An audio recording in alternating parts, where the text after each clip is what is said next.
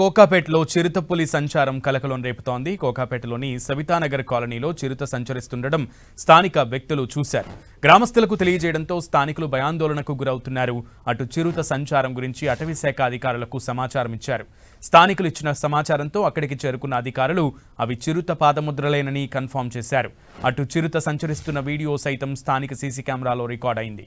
చిరుతను వెంటనే పట్టుకుని తమను రక్షించాలంటూ స్థానికులు కోరుతున్నారు.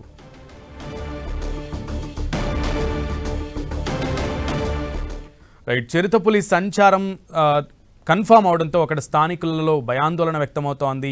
ఫారెస్ట్ అధికారులు ఏం చెప్తున్నారు? పూర్తి సమాచారం మా ప్రతినిధి కిరణ్ అడిగి తెలుసుకుందాం. కిరణ్.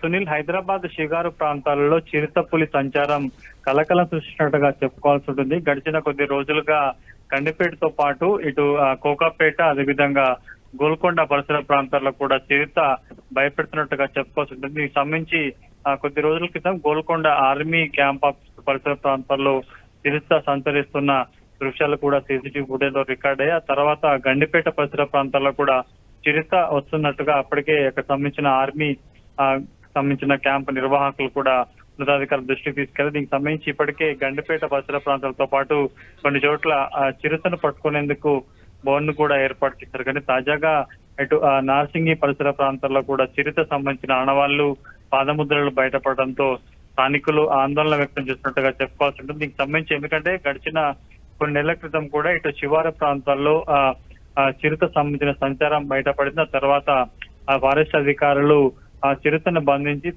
శ్రీశైలం అడవి ప్రాంతాల్లో వదిలించిన పరిస్థితి కనిపిస్తుంది. కానీ తాజాగా మరొకసారి ఇటు గండిపేట పరిసర ప్రాంతాలతో పాటు గోల్కొండ, నార్సింగి పరిసర ప్రాంతాల్లో కూడా చిరుత సంచారానికి సంబంధించి కూడా స్థానికులను భయాందోళనకు గురి చేస్తున్నట్టుగా మనం చెప్పుకోవాల్సి ఉంటుంది. ప్రస్తుతానికైతే ఈ రోజు నార్సింగి పరిసర ప్రాంతాల్లో కోకాపేట ఏరియాలో కూడా చిరుతకు సంబంధించిన పాదముద్రికలు బయటపడడంతో ప్రస్తుతానికైతే అవి ఫోటో తీసి స్థానిక అటవీ శాఖ అధికారులకు కూడా సమాచారం అందించారు.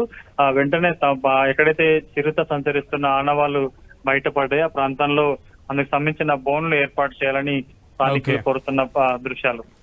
ఓకే కిరణ్.